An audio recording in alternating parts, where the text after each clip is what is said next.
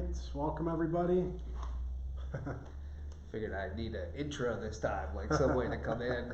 Next Wonder time we're what gonna we're have doing. music, and I'm Yeah. just gonna like Rocky my way into it. Love it. So welcome to another episode of The Vision Gap. This is Andy Halko. I'm Tony Zeiss. Yeah, and Welcome. we're here to talk about brand strategy again. Brand strategy. Yep, and we're building off Yes. of the last few weeks, last few Yeah, it's episodes. not a repeat. It's No, there's a lot of pieces to brand strategy, For sure. and so I think we started off with how you prioritize target audiences. We've talked about personas and motivations and stuff, and today we're talking about value propositions. It's one of my favorites. Is it? It's Yeah. mine too. I'm a big fan. So Yeah, absolutely. yeah. No, I think, value proposition is just so powerful. It can be used in so many different ways. If you have a good value proposition, it's a game Yeah. changer. Well, the thing that I always say with companies is you go in and it's really about how can you define and articulate what makes you different in the marketplace and why people should buy. Yeah. And that's how I see value propositions is those elements, those three unique things that there is no one in the world that is like your business. And so how do we articulate that to the market? And we use that in your website, your marketing material, sales. I mean, it's literally the foundation for everything to help your entire team truly be able to go to someone and say, this is why you want to buy from us, because we're so unique and so different that even if you think that company is like us, they're not because of this. Mhm. And so that's why value propositions, to me, if you don't get that right and you haven't figured it out, literally it is the bedrock Yeah. that all of your marketing, all of your web and sales and customer service just sits upon. And if you don't have it right, it just fails. I was just thinking that, if you have a strong value proposition, it's fun Yeah. to build marketing campaigns and a website and all that. But if you don't have a good one, or you really aren't building it based on who the right target audience is and have those motivations and buying factors, not keeping those in mind, it's probably going to fall flat. Yeah. So super important. Well, the thing is to think like you go in and you're trying to sell against people that are saying similar things. And it's like, how does someone make a choice? Yeah. And a lot of times what ends up happening is, I know that relationships are big. I know that some of these things are important. But the last thing you want to do is for the sale or for them to reach out to you be based off of some arbitrary thing. Yeah. And when you have your value propositions really well defined in a way that clearly states how different you are, then that's a place where it helps push the competition away and really helps you be able to close deals, create connections, all of those different pieces. Absolutely. The one thing that I do see with most companies though is they try and create value propositions and they do it generically. Yeah. The one I hate is quality. I ask someone, I walk into someone's office, I'm like, so what makes you different? Oh, well, we really deliver a quality product. It's our people. It's like, dude, I've heard that 1,000 times. Yeah, and you could tell that the companies that have put no time into it, they're just, it's just they're brainstorming the three easiest things that they could say, and there it is. Or the other one that I find challenging is when it's too complex. Right. Because I think a good value proposition is one that I tell you about it, and you're like excited about it, and you go and tell someone, right? It can go viral. Good value propositions are kind of like that. They're easy to understand, easy to digest, and easy to pass along. You can have good word of mouth if you have a great value proposition. Yeah. If you don't, it becomes hard. I totally agree, and it's funny about the one like quality because I hear everybody say it, and it's like, do you not think the 4 other competitors that are out there aren't saying that they're quality? Yeah. And so, and even with quality, it's like there is a way like to dig deeper and figure it out. We were working with one company where we turned quality into their 5-star quality assurance process, and the 5 stars stood for the first one was that we have a thorough expert that goes through this. Number 2 was that it was evaluated by a third party. You know what I mean? And we developed a way to articulate what quality meant to them. That great point. All about the articulation of what does quality mean? Quality is actually a good piece in a value proposition. It could be excellent. It could be a great differentiator. But if you don't explain how you deliver on that quality. So spelling it out is Yeah, important. it's a generic word, and Yeah. I mean, that's what we want to get away from. Again, I tend not to like quality. I think there's something to, quality assurance process. It's specific, or to your methodology, or to your security. If you're a Yeah. software company, there are things that we can really look at, and that's the process of developing a value proposition. What about price? Price. So most companies, unless your business is trying to sell off price, Yeah. and you're the low cost provider, that's usually not something that you look at. I think the reason you spend some time on a good value proposition is so you don't have to. Yeah, well, that's compete on such a price, fantastic point. And there's all kinds of sales systems and other systems out there that say, how do you get beyond the price conversation? Yep. And value propositions is one of those ways. I have in unique scenarios seen price as a value proposition. Yeah. I mean, there are plenty of look at Kmart versus Target. Yeah. I mean, price is one of their value propositions at the end of the day, and so I mean that can happen, but it's pretty rare, Sure. and especially with the types of clients that we tend to work with. So Definitely. yeah, so I figure we can dive into creating value propositions. So we have a process that we go through, and I think it's important to share with these guys, how we do it. Technical difficulties? I'm just checking here, Okay. possibly, but we'll just keep rolling. Keep rolling? Okay. Maybe I can go out and come back in again, Maybe and it'll magically work. restart it. So creating value propositions, really important piece. I've got a couple methodologies that I like to use.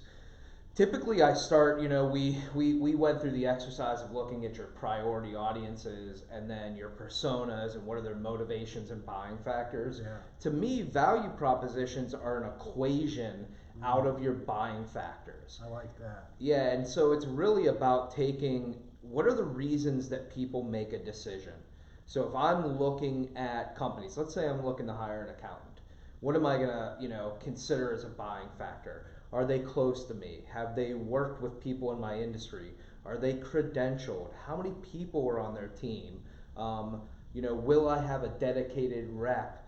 What are they, will they answer the phone at 2 a.m. on a Friday night because of whatever? Mm-hmm. I'm going to look at different factors and say, okay, there's 3 accounting firms I'm looking at. Here are the reasons that I'm going to make a decision, my buying factors. And I think that's where we start out with. And then really the exercises we typically go through are taking that and prioritizing them, understanding what are the most important buying factors, because we don't want to, we may make a list of 20, but we don't want to make a value proposition something that's only moderately important to our prospects. It's usually going to be a couple at the top that resonate Yep. with everybody, super important. Yeah, usually we have a process that we typically go through, and you're evaluating them on different factors to understand their importance, and you get 3 or 4 that rise to the top, and then from those, or well, actually more, typically like 5 to 7. Yeah. And those 5 to 7, then it's a process of really understanding and looking at them more in depth. And then the big thing that we do is go out and look at the competitive marketplace and compare you versus competitors on those buying factors. And the key is what you do is you end up finding a delta. Let's say for our friends that are accountants, that customer service, I can call them anytime, 2 a.m. in the morning, and I'm actually talking to a CPA. And yeah, most companies wouldn't want that, but what if I need their help on something that's happening, or my business is 24/7, and I want that, and that's an important buying factor. And when we look at other accountants, we say, okay, they're 9 to 5. We're going to be offered 24/7, and someone's going to be able to call anytime and get the help from an experienced person. We now have a value proposition that makes us completely different in the marketplace. Yeah.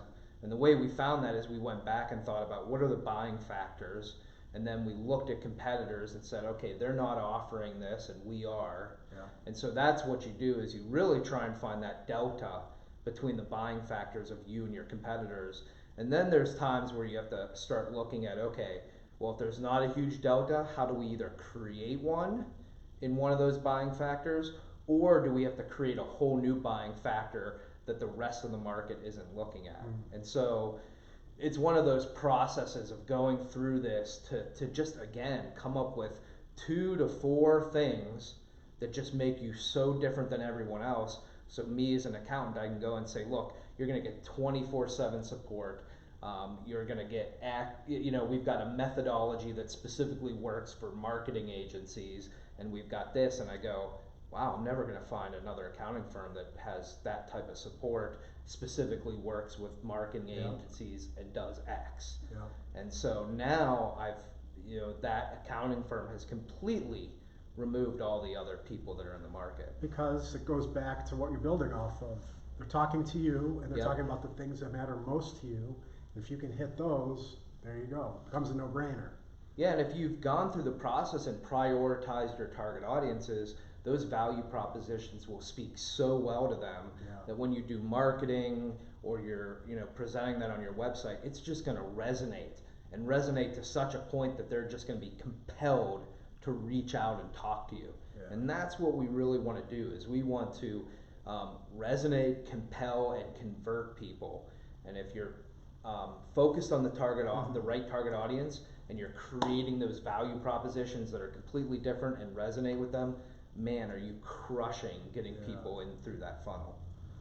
We've seen a couple examples of that just in conversations this week, talking with prospects, and just the fact that we go very narrow in our targeting. Yeah. And so we're able to talk to people in their business like they're pretty precisely. Yeah. We've usually worked with someone just like them, if not just a little bit different. I mean, we get their pain points and we can speak right to them, get to understand them a little bit and what matters most to them. Now the conversation, it's easier for us to really understand how we can help them and what are the things that matter most. So it's all based off of that value proposition. People don't want generic information. They want it to be personalized to them, to their problems, their challenges, their motivations, their reasons for buying. And so that's why it's such a challenge when you go into a company and they want to reach every audience. They want to sell to every audience. I mean, we just got out of the room with a software company, and it's so specific, but they keep coming up with new ideas of new markets that they can go after. And it's,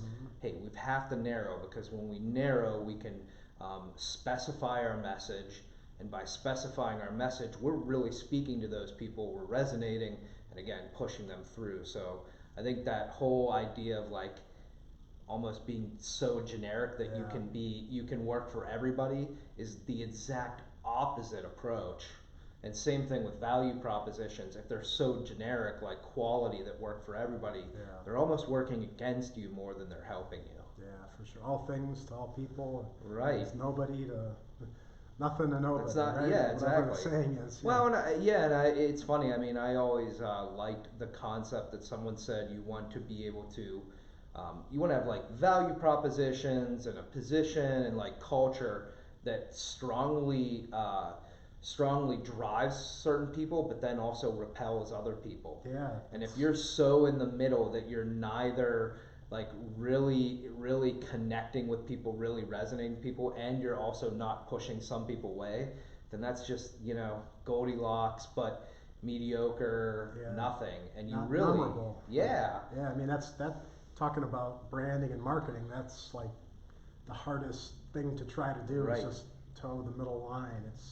You got to go all in on something. Stand for something, right? That's when we develop a lot of this messaging, one of the key things that we figured out is flag in the ground. Yeah. What's your flag in the ground? Where do you? This is what we stand for, what we believe, and it usually is something that evokes some sort of emotional response with the potential buyers. It's something that they go, wow, I believe that too. Like this is how I think the world should work, or the industry is. And really try and do that. And it's interesting. Most people, I think, are so afraid to repel anyone. But really, that's the point that you realize that you're a successful business, when there are people out there that go, wow, that's not for me. There's something to that. Yeah. So. And I think that is just a mindset that needs to be corrected. Yeah. Because no one has a business that everybody is their customer or ideal customer, right? And so just got to shake that off and realize you got to stand for something. Or we just, we get, I used the term earlier, but big eyes and like, you're hungry, and I get that you own a business and you keep thinking, oh, well, this person could really value from what we do, and this person, and this company, and this type of thing. And it's easy for us to get, wide-eyed and say, wow, this could be huge, and it could change the world and help everybody. Well, if you're either just starting out or you're a company that's even trying to go from startup to scale up, it is better to narrow and just crush it for one group of people and own that market and take as much market share. Then when you hit that point where you own that one market share, look at how you expand. But what you don't want to do is almost start from that wide angle first and just be, gluttonous. We're gonna call it market gluttony. Yeah, That's gonna be my my term. You really end up starving. Yeah. Market gluttony. So I just made that new term. Yeah, And we're keeping it market gluttony. So, but this is one of my favorite topics. I think value propositions are so important. The other thing now that I'm looking at this real quick is, inspiring employees. Yeah. I think one of the things we just met with a large company, and they talked about how all the employees were really tied into the mission and what they were trying to do. Yeah. Value propositions are the same way, is that there's something that people can get behind, and it helps them articulate, if they're sitting out at a barbecue and someone says, Joe, what do you do? Yeah. And they could go, oh, well, I work for this accounting firm, and we've got 24/7 access, and we really focus on, marketing firms. It gives you now an entire workforce that has an easy way to articulate who and why someone should want to do business with you. And then the other is like a strategic roadmap. I think value propositions, the other really cool thing that I see with those is, let's say, customer support is one of our value propositions, like this accounting firm. Yeah. Being able to say, okay, well, how do we keep making that better and stay ahead of everybody else? So now I've got a roadmap to say, not only 24/7, but now let's integrate live chat.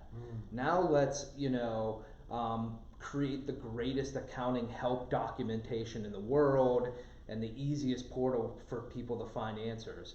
And so now you've got a value proposition that says, we want to deliver great customer service. We want to do it 24/7. As an organization, you can constantly sit there and say, how do we bolster that value proposition? So a little bit earlier, you were saying when you're looking at the factors and you got to find that delta.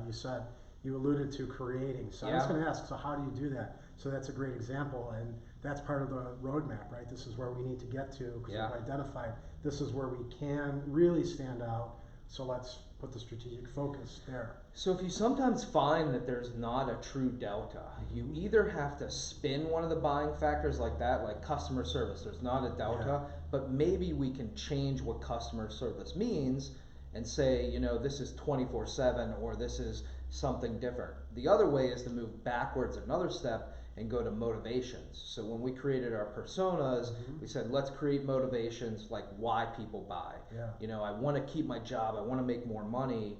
We go back to those and we say, okay, what buying factors did we not think of that are associated to somebody's motivation, and kind of push beyond that initial list so that we can come up with new concepts. And then once we have those, we can put them into that mapping of us versus competitors to really develop something unique and different. And so it's such a value process. I mean, hopefully people that are listening here can sit and think about their business and say, man, all of this value, if we can just truly define and articulate, and not in a generic way, what makes us different. Well, you're given the steps here on how to do that. What are the things you have to look at and examine, and then how do you put them together, and basically to capture that, I'll say, magic in a bottle, right? Like, how do you compress it down into that value proposition, which just is something very powerful. So I think a lot of times when people think about, like, how is your business different, that feels big and overwhelming because you try to think of all these different ways, but really you're giving a process, kind of a formula for just a few steps to take and really put leverage on those areas, the things that matter most. Target audience, motivations, buying factors, personas, and then pull out that message from there that appeals to them after going through that process. Yeah, and the way to fix that for some people, yeah, you sometimes have more than 3 things that you think make you extremely unique. But, and extremely unique is not a word because you can't say both. But anyways, unique, what makes you unique is that, now I lost my train of thought. But anyways, what was I going to say? Now I forget, this is bad on live stream. But really, what makes you unique? Okay, you gotta save me. All right. This is gonna look silly. So I completely forgot because I was grammar checking myself while I was talking. You can't say extremely before. What were you talking about before? We were talking about, I think it's when people are a little overwhelmed by the ideas of value proposition. They have more. Oh, how they add. Okay, so I'm back. Thank you, Tony. Right. So I'm back. What I typically say is you've got marketing messages and sales messages. So marketing messages are what you're trying to use just to get people interested. Yeah. And so really that's where value propositions can be very powerful because it's simple. You want 3 things and you're just trying to get people interested enough to get into the process. Yeah. But then you've got sales language that is much more nuanced and detailed. And so now we can extenuate or push our value propositions, but then add in some of those other things. And so I think that there's a chance for people that say they have more than 3 things or want to talk about other stuff. That's fine, but that's a nuanced sales process, and that has nothing to do with marketing. And so it's still good to define those value propositions because, one, that is going to lead all your marketing, your website, and that stuff to get people interested. And then from a sales language standpoint, you talk about those main value propositions. And then if you have other stuff, you add that nuance, but hopefully it supports the existing value proposition. I like to think of it as like stacking value. So in the sales process, it's at the end, it's where you're loading everything up. Yep. You know, all the reasons to go in on it. But initially, value proposition has to be short, sweet, and very clear. Yeah. There's to be a lot of clarity there. If you muddle it too much, it becomes confusing. People in the market only have a couple seconds to look at something, think about it, and make a decision. And if you're trying to offload a ton of information, it's just not going to work. And that is the biggest problem that I see on people's websites is they want to say everything. They want to throw up on someone. I know so much about this industry. You know, we're so great at all aspects of it. You have to know everything. And the problem is that people don't have the time to consume all of that. And that's why it's good to figure out, okay, what are the 3 or 4 things that if we make sure they know right away, they're going to be so encouraged that they have to talk to us. And hook them. Yeah, and it drives me crazy when I see those, you know those sites where there's paragraph after paragraph. They just, you can tell they're passionate about their industry, but man, is it hard to really understand who they are and what they do because they've just tried to throw up on top of me with all their knowledge. So, yeah, it's interesting. Cool. Good stuff. Yeah, I think so. So guys, if you're out there and you don't have your value propositions well defined and articulated, I definitely think taking some of the things we talked about today and either going through that process internally or bringing in someone like us that helps you like figure that stuff out. So so important. If you don't have the download yet, go to visiongap.com to get the white paper. It walks through these principles step by step. Super powerful stuff. Yeah. As Andy just said, this is really something that what he's given you is kind of a step-by-step process to follow. You can do this on your own, or you can bring in, again, someone like us to go through this. Right.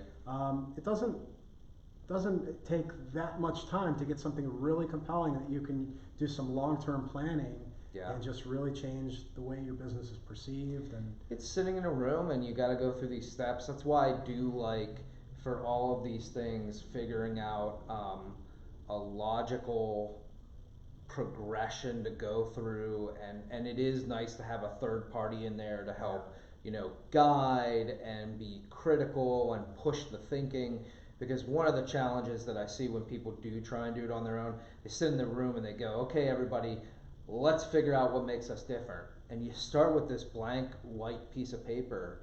Man, is it hard to figure anything out. And so, or you got the biases that aren't accurate. Yeah. So it's like 1 or 2 big disasters. That's the other one I love is you got the sales guy in the room that's been doing it for 18 years, and you know, I mean, he's just built up this bias about what he thinks. Yeah.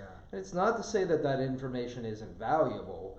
It's just to say that you know, things change. You know, markets change. There's different viewpoints, and so it's tough getting in that room. And again, without some sort of structure to really logically walk through this stuff.